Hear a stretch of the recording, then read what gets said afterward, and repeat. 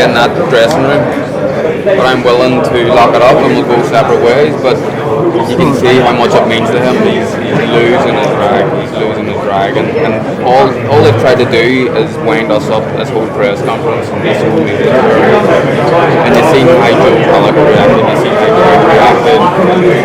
Eddie Hearn. I think we got to them. The ultimate drag. It did get touchy across the table. Do you have to be careful about how much emotion you let go on an occasion like this? Yes, I think so. You just need to be careful. Like, it's not, the fight hasn't happened yet, you know what I mean? And I can't get too emotionally involved, and that's what they've been trying the whole time. Because he hasn't done that, they've tried to rile him up. I think they're the ones that are involved now. They've made a lot of big statements, a lot of bold statements. I wonder how long it will take guys like Joe Gallagher to crawl out from under the rock after some of the things they said after their man out. There's a lot of things that we're going to see after this fight. They made us sign an NDA, and then they broke every rule in the NDA just now. And they revealed stuff that we were told we weren't allowed to mention and everything else. Non-disclosure agreement. That's it. It was appalling. Eddie stepped right over the mark there. So anyway, but that's we're getting to them. You just can't, because we're not riled, because we're not annoyed about it. They're trying to get under our skin, but that was just below the belt. But we'll remain graceful and we'll keep our dignity, and it's just unnecessary. However, Eddie, they haven't annoyed us at all. Look at the size, Eddie. I called him lanky CUNT, right? And he tries to make a joke out of it. And I look at him in the eyes and say it again to him. And I told him never to put his hands on me ever again. He's about 6 foot. He shot himself. He's a big bag of shite that just cares about money. He crapped his pants over there. This is hilarious. It's hilarious. Carl, you spotted it and say weakness in Big, does that make you feel more aggressive towards him? It doesn't make me feel aggressive. I think it's just, it's a massive weakness though, that he's so superstitious, and he needs to be in that changing room, and it's hilarious. Like, I don't know. It's my arena. Yeah, it's my arena. This is just a matter of principle. That's all it is. But I know how much it's winding these guys up. What's he going to do? Pull out the fight if he doesn't get his arena or his changing room?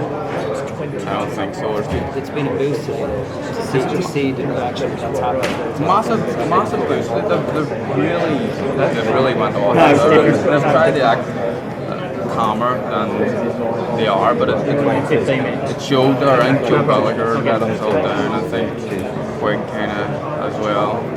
Eddie. I think we just lapped it up. This is great. Do you think they're starting to realise, Carl, just how big, significant this is? I think so.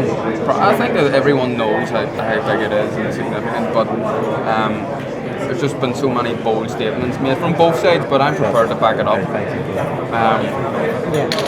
These lads are very vocal in the media outlets and on the social media as well, so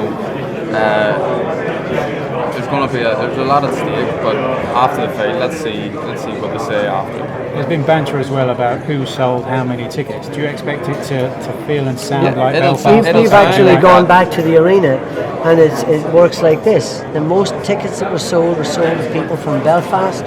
The next most people, the tickets were sold were people from London. And the next, and this is the actual fact, ring the arena and find out.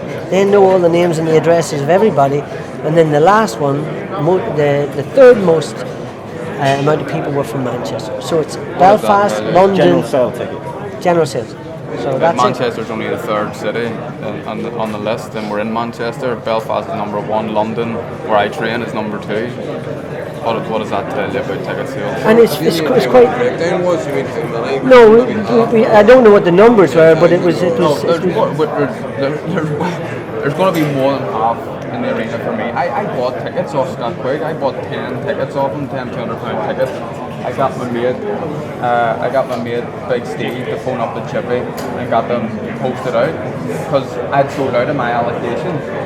And I bought 10. They only allowed me to buy 10. They didn't know it was for me, but that's what we had to do. And so I'm buying tickets off them.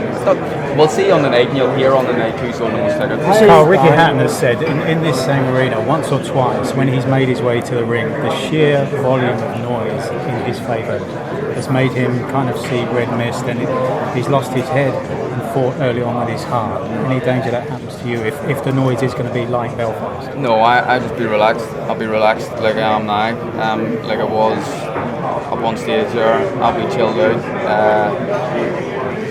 It's not going to get to me. It may get to him, being booed in his arena, as he likes to call it, not getting his own changing room. All this is going to affect him, and I can imagine him being in a different changing room on the night, walking about, pacing, looking at the walls. I'm not in my changing room. This can't be happening, but that's the way it is.